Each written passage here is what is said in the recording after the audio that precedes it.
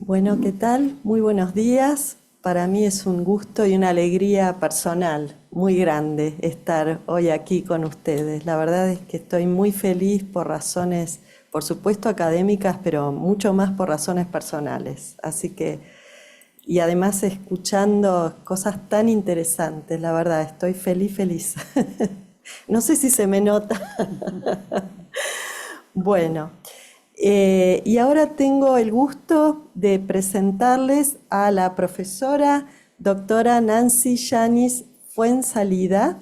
Ella es expresidenta del Tribunal Constitucional de la República de Chile, profesora de Derechos Humanos y Antropología Jurídica de la Facultad de Derecho de aquí, de la Universidad de Chile, doctora en Derecho de la Universidad de Chile. Profesora.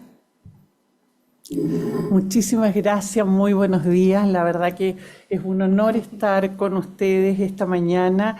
Agradezco a la Unión Chileno-Argentina por la Integración Jurídica por esta invitación. Voy a intentar responder algunas de las preguntas que se han planteado en torno a este sexto encuentro, ¿no? Democracia e integración.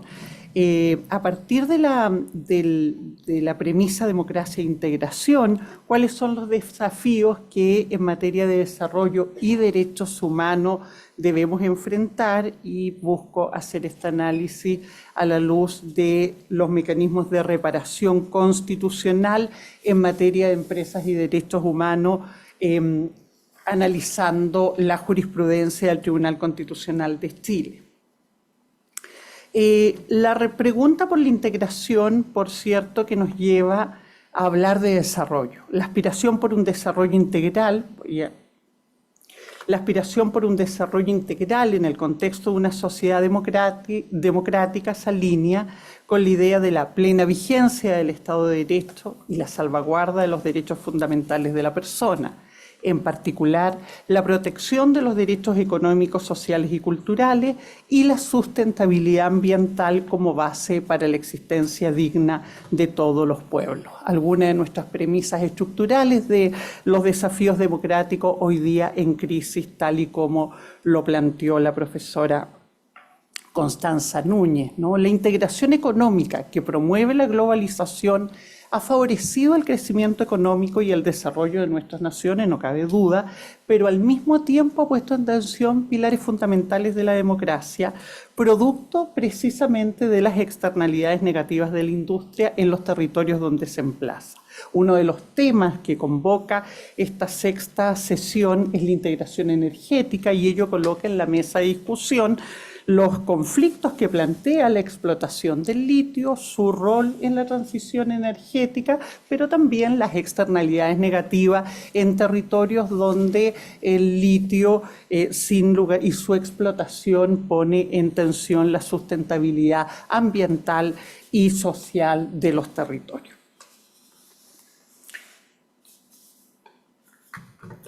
La preocupación por las implicancias adversas de la actividad empresarial de tipo extractivo en los derechos humanos ha incidido en el debate jurídico a nivel nacional y a nivel internacional, especialmente en el seno de las Naciones Unidas. Observamos tres grandes hitos en esta discusión. Uno, el proyecto de normas de Naciones Unidas sobre la responsabilidad de las empresas transnacionales y otras empresas comerciales en la esfera de los derechos humanos, con el fin de codificar las responsabilidades del sector empresarial y las obligaciones del Estado para garantizar los derechos de las personas. Ya en el año 1983 se genera esta discusión. En el año 2000, el Pacto Global de las Naciones Unidas promueve la iniciativa de responsabilidad social empresarial que orienta el accionar de las empresas con 10 principios que incluyen derechos humanos, derechos laborales, medio ambiente y medidas anticorrupción. 4 de los ejes que organizarán nuestro análisis esta mañana. En este marco, entonces, en el año 2005, el Sistema Universal de Protección de Naciones Unidas nombra un representante especial del Secretario General para cuestiones relativas a derechos humanos en empresa. Es el relator John Ruggie, con un mandato de elaborar principios rectores en esta materia. Tres son los ejes de los principios rectores. Uno, las obligaciones del Estado de respetar, proteger y cumplir los derechos humanos y las libertades fundamentales.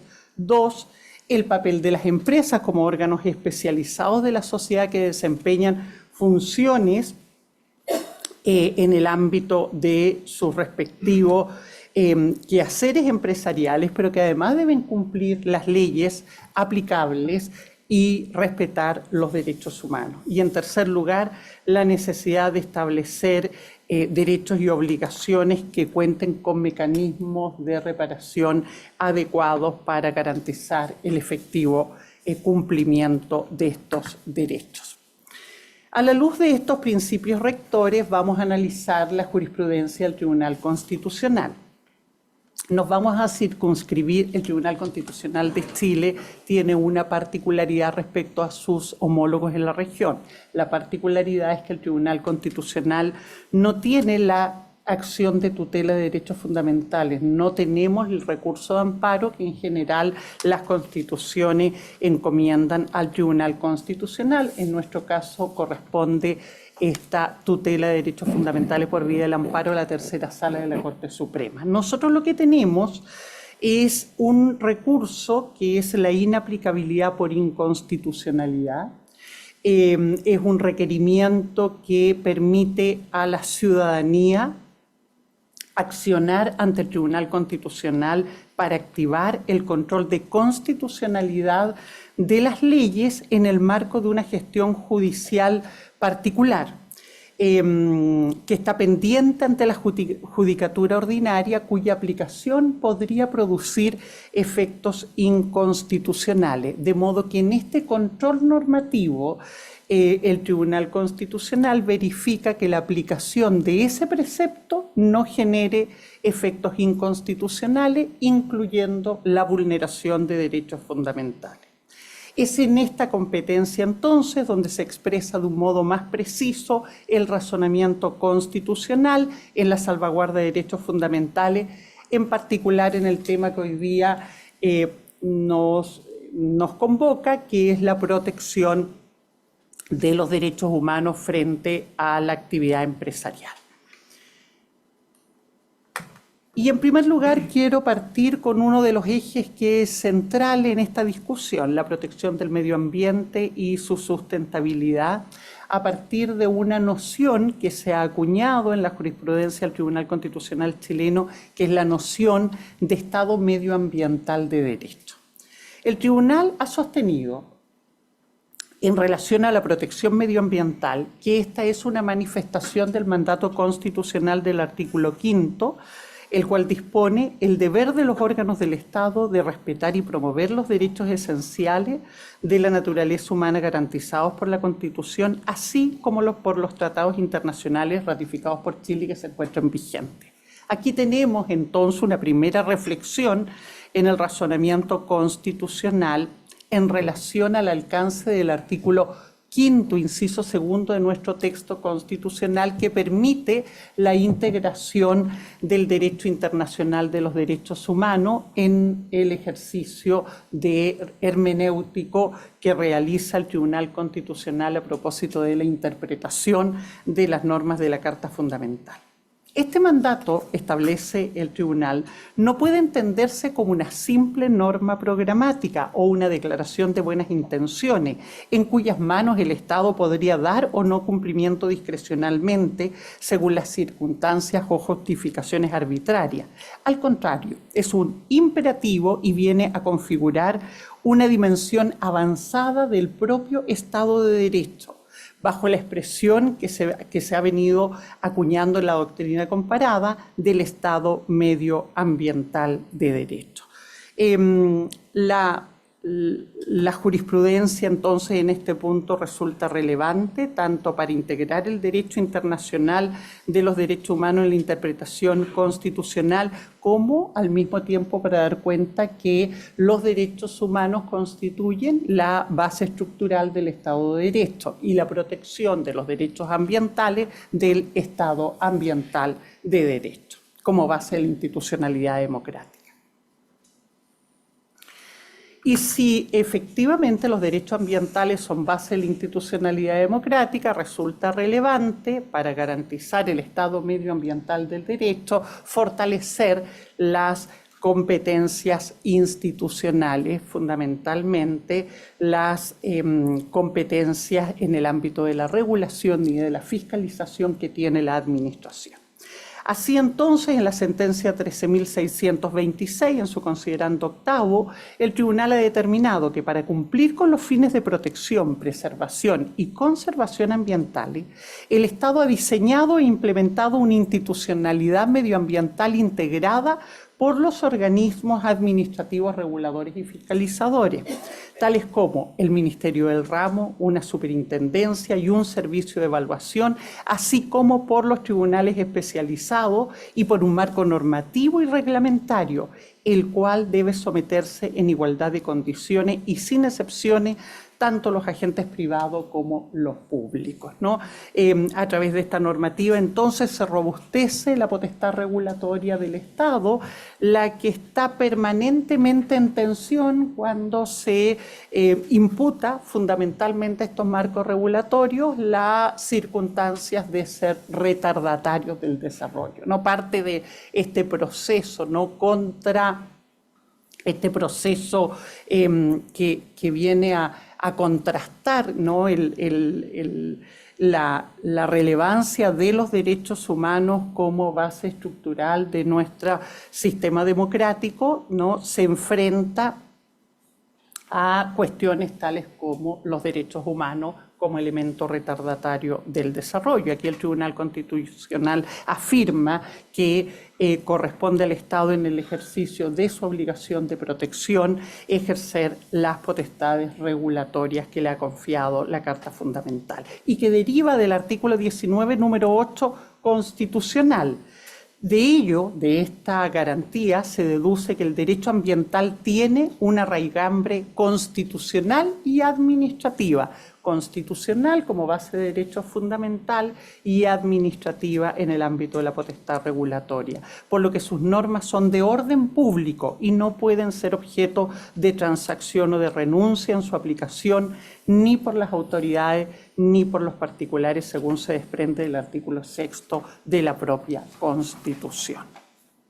Veamos cómo esto se va a expresar en la protección de los elementos constitutivos de la naturaleza y que garantizan el equilibrio ambiental. Ya se había dicho en las presentaciones anteriores, ¿no? La importancia que tiene el agua en la sustentabilidad del planeta y en la viabilidad de la especie en la tierra. Bueno, los humedales constituyen un eje fundamental en este equilibrio ecológico.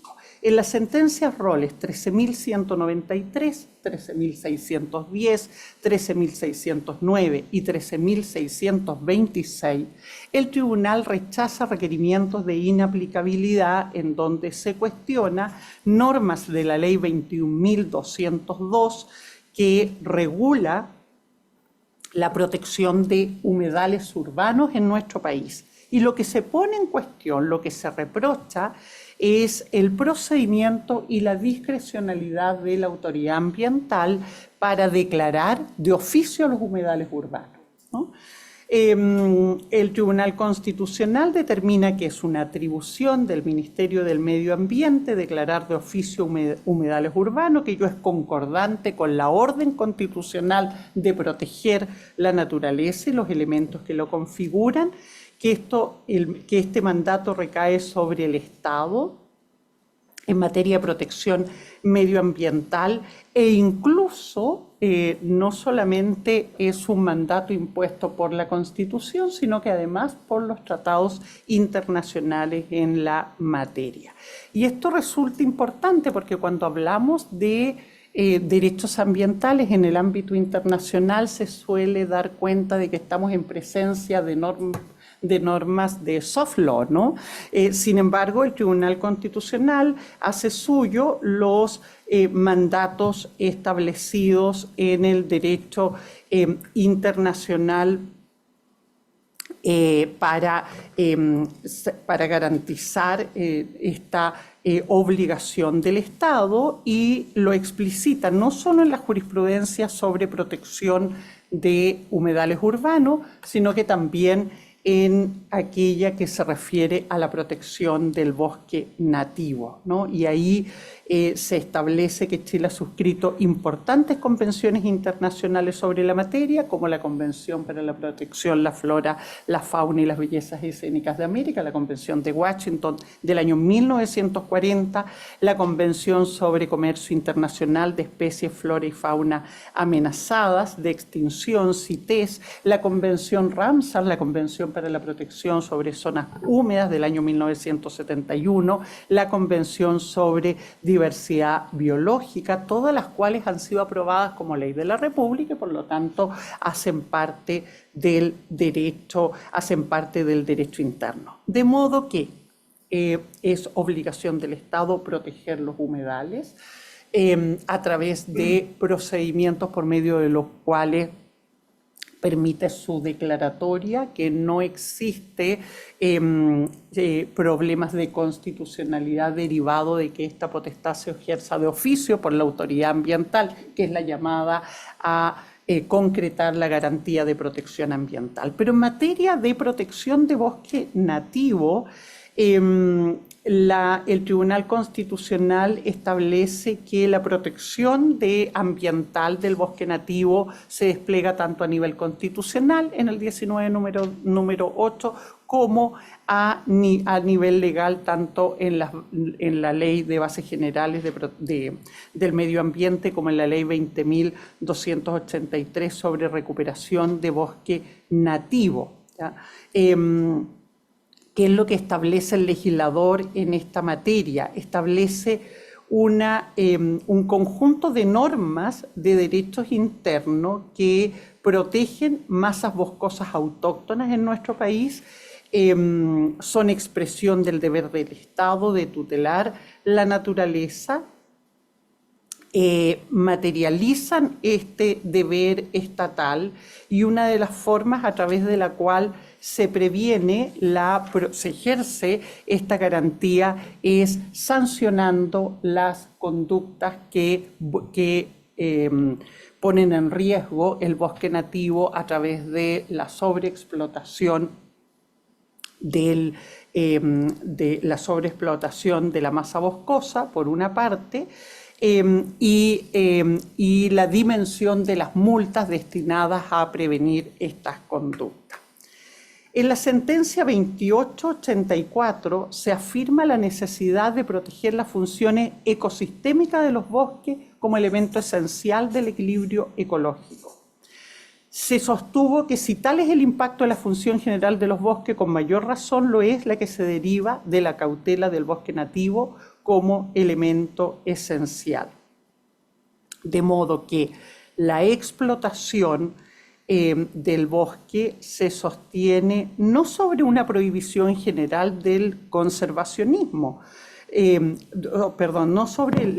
no es que exista una prohibición general de conservacionismo, sino que se admite su explotación dentro del marco de la protección del bosque nativo, y para ello existen una serie de instrumentos de gestión, como los planes de manejo de los bosques, que en caso de que sea vulnerado, se establecen entonces multas cuya proporcionalidad debe ser determinada a la luz del bien jurídico que se pretende cautelar.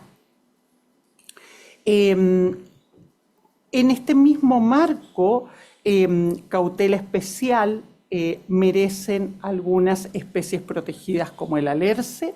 El Tribunal Constitucional se pronunció a este respecto en la sentencia 14.844,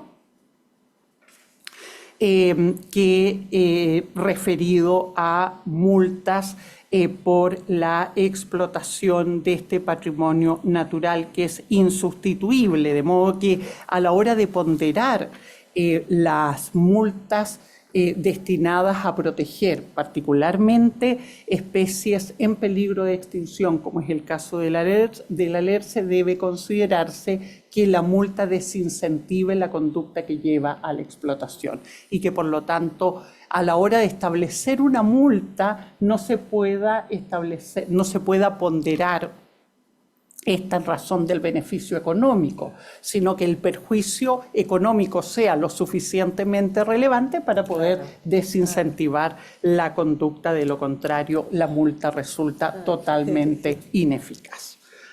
En materia de uso sustentable de los recursos pesqueros, también se ha pronunciado el Tribunal Constitucional sobre una temática que puede ser compleja, ¿no? Como es la necesidad de llevar un registro de pescadores artesanales a nivel nacional por regiones, que determina que condiciona, ¿no?, en que el territorio dentro del cual se llevan adelante las actividades pesqueras.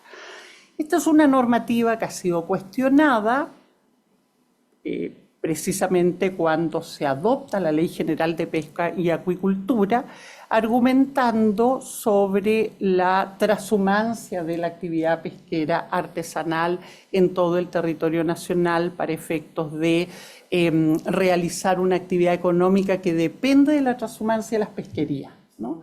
De modo que de alguna manera en la costumbre de la pesca artesanal ha estado el traslado de los pescadores artesanales de un lugar a otro del territorio en busca de los recursos pesqueros según la temporada.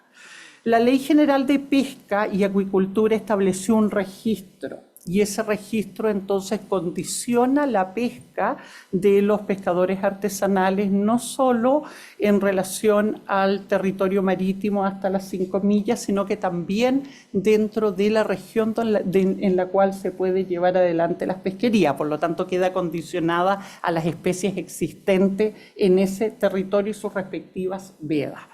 Esto merece algunas reflexiones desde la perspectiva de la viabilidad de la pesca artesanal, pero por otro lado no cabe duda que el legislador persiguió un objetivo legítimo desde la perspectiva de la garantía constitucional del artículo 19, número 8, en cuanto al llevar un registro de la pesca artesanal permitió también planificar la explotación y garantizar las vedas de recursos, de modo que los pescadores no puedan trasladarse de un lugar a otro, sino que tengan que realizar sus pesquerías ahí donde tienen el respectivo registro. Cuando el Tribunal Constitucional ha tenido que verificar la constitucionalidad de la norma, ha dado cuenta de su razonabilidad constitucional para la protección de la sustentabilidad del ecosistema marino. En materia de acceso al agua, es importante dar cuenta que el Tribunal Constitucional ha debido pronunciarse sobre las cuestiones relativas al agua en dos ámbitos. Uno, la regulación del mecanismo de patente por no uso, y dos, ha tenido que pronunciarse a propósito del agua potable y saneamiento y las regulaciones constitucionales del sector. Respecto al pago de patente por no uso, es importante dar cuenta que en nuestro sistema en Chile existe, el legislador a partir de la Constitución, se ha determinado la posibilidad de constituir un derecho real de aprovechamiento de agua, que hasta la reciente reforma era un derecho otorgado en forma gratuita y a perpetuidad por el Estado. Este derecho de aprovechamiento no paga patente. Tras muchas discusiones legislativas, finalmente se instauró el pago de patente por no uso, que busca, en definitiva, desincentivar el acaparamiento de los titulares de derechos de aprovechamiento de agua, porque si bien el acto primogéneo de constitución de derecho de agua por parte del Estado es gratuito, luego el derecho se transa libremente en el mercado de bienes y servicios y puede adquirir un alto valor, en particular un alto valor especulativo, en ahí donde el recurso se torna escaso. Entonces, el elemento de corrección normativo fue el pago de patente por no uso, de modo que aquel que tenga un derecho de aprovechamiento de agua del que no está haciendo aprovechamiento de ningún tipo, ya sea para consumo humano o para los distintos usos industriales que tiene el agua, tiene que pagar en definitiva una patente. Se ha dado una situación que es compleja porque cuando se transan los derechos de aprovechamiento de agua, en general, lo que ha ocurrido es que los titulares buscan trasladar el punto de captación y se ha generado una ambigüedad en la medida en que el cambio del punto de captación pareciera ser como una especie de derecho accesorio al derecho original, en circunstancia de que no es irrelevante el traslado del punto de captación, porque la cuenca se comporta de modo muy distinto de un punto de extracción al otro. Por lo tanto, es prerrogativa de la Dirección General de Agua determinar cuándo cambia el punto de captación, si hay viabilidad para cambiar el punto de captación. En el interín, finalmente debiera pagar patente por no uso si no está usando el derecho a aprovechamiento original. Esto ha llegado al Tribunal Constitucional, donde se ha puesto en discusión la cuestión de la proporcionalidad del pago de patente por no uso y la falta de servicio de la Dirección General de Agua por el retardo injustificado en otorgar el traslado del punto de captación como justificación para eximirse del pago de patente por no uso. Entonces, el tribunal, en fallos divididos, ha determinado que el pago de patente por no uso busca cautelar un fin legítimo, que es prevenir el acaparamiento, que es prerrogativa de la Dirección General de Agua establecer cuáles son los puntos de captación en función de la sustentabilidad de la cuenca y que ello tiene respaldo constitucional en la garantía del artículo 19, número 8. Yo creo que ya estoy en el tiempo y en materia de agua potable y saneamiento, el Tribunal Constitucional ha reconocido que el derecho al agua y alcantarillado se incluye en forma implícita en otros derechos y libertades, lo que significa, entre otros, la protección contra cortes arbitrarios o ilegales de los recursos hídricos, siendo obligación del Estado y de las sanitarias garantizar el normal abastecimiento del recurso por tratarse de un derecho fundamental amparado por la Constitución. Entonces ahí observamos que si bien nuestra Constitución no garantiza el derecho al agua, el tribunal ha finalmente determinado que este derecho está garantizado en una interpretación que podríamos decir que es propia de la interpretación de un sistema integrado multinivel de derecho nacional y de derecho internacional, ¿no? Cuando en el razonamiento constitucional se tiene a la vista no solo las normas de derecho interno, sino que también las normas de derecho internacional. Y creo que, sin embargo, acá es importante dar cuenta de algo que debatimos hace poco, no en el sentido de cuán robusta es la garantía de protección ambiental en el caso chileno. Yo diría que si hay un elemento en el cual la Constitución chilena ofrece una garantía de protección más robusta, incluso que el sistema de protección internacional, podría ser a propósito de la garantía del 19, número 8, que se ve fortalecida con la integración de las convenciones internacionales. Y para terminar, quisiera referirme a esta lámina en los casos en que el Tribunal Constitucional ha integrado la lucha, las normas anticorrupción. El Tribunal Constitucional ha sostenido que existe un mandato constitucional de velar por la probidad y prevenir la corrupción en la gestión empresarial. Establece que esto es una obligación constitucional que está dispuesta en el artículo 8 de la Carta Fundamental, refrendada además por las obligaciones que ha asumido Chile en instrumentos internacionales tales como la Convención Interamericana en contra de la corrupción y la Convención de Naciones Unidas contra la corrupción. Ha sostenido que, vista desde un punto de vista sistémico, la corrupción constituye un fenómeno que afecta a la institucionalidad democrática, a los derechos humanos y a la confianza de la ciudadanía en las instituciones, la que se ve menoscabada. Me parece importante cerrar con esta lámina porque da cuenta de un estándar fundamental para la integración económica y una globalización que se ajusta a los mandatos específicos de la gobernanza democrática, sin los cuales evidentemente no podemos garantizar estabilidad política en nuestros países. Muchas gracias. Muchísimas gracias, profesora, por su excelente conferencia inaugural. Qué buena manera de inaugurar, ¿no?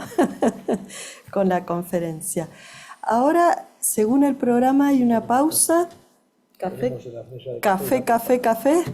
Muy bien, ahí seguiremos integrándonos entonces, tomando té, café. Yo quisiera muy humildemente agregar a la excelente conferencia de la doctora Yáñez Fuenzalida que es urgente que Chile y Argentina organicen a través de un tratado internacional efectivo la defensa común de nuestros recursos naturales.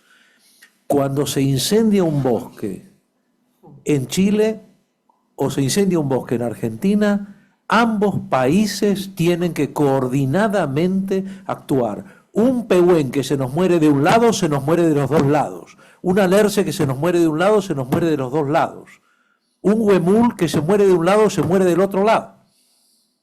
Entonces, no puede ser, cuando estamos teniendo, con motivo del cambio climático, que existe, les duela o no les duela a algunos, cuando estamos teniendo incendios terribles, devastadores, todos los días, no puede ser que estemos trabajándolos individualmente cuando nuestros países tendrían que coordinar con nuestras Fuerzas Armadas, con nuestras Fuerzas de Seguridad, con los bomberos, tendrían que coordinar un sistema de defensa conjunta en todas las regiones que tenemos en común y donde podríamos perfectamente participar desde el otro lado. Hay regiones de Chile y de Argentina donde se llega muchísimo más rápido en caso de un incendio desde el otro lado de la cordillera que desde el propio lado.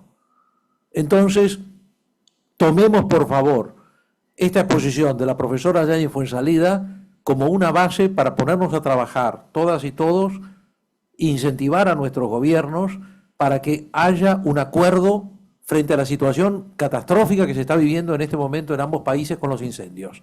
Estamos perdiendo miles de hectáreas todos los días, estamos teniendo gente que se muere de ambos lados, propiedades que quedan arruinadas y podríamos perfectamente armar un sistema que sirviera en estos casos. Gracias, profesora. ¿Me permite? Sí, perdón. Sí, no, es que yo creo que el punto es muy relevante, es central, pero me trae al, creo que es importante poner sobre la mesa el acuerdo de integración, el acuerdo binacional de integración minera, porque el acuerdo binacional de integración minera que permite la explotación de yacimientos mineros compartidos en la cordillera de los Andes, y uno podría decir, mira, ahí tenemos un ejercicio claramente de integración, dispone que en materia medioambiental La evaluación ambiental de los impactos generados de estos proyectos es soberana de cada uno de los países. Entonces, eso constituye desde ya un despropósito, ¿no? Porque evidentemente nos encontramos con ecosistemas integrados, particularmente en el ámbito de los recursos hídricos comprometidos. Es el lugar donde se genera la divisoria de las aguas, que es precisamente nuestra línea fronteriza, pero además, en general, son reservorios de agua a través de los glaciares, que es donde se encuentran los yacimientos. El caso más paradigmático es el proyecto minero Pascualama. Entonces, cuando el tratado establece, ¿no?, que la evaluación ambiental se va a ejercer bajo las prerrogativas de cada uno de los países conforme a su derecho interno, lo que busca es de regular, ¿no? O sea, en el fondo, el riesgo es debilitar los controles ambientales y favorecer escenarios de corrupción, de cooptación nacional respecto de los intereses empresariales bajo el paradigma de que el desarrollo es el que genera bienestar y que estas exigencias ambientales son retardatarias del desarrollo. Entonces me parece que es muy ejemplificador de lo que debiera ser nuestro deseo de integración. Muchas gracias.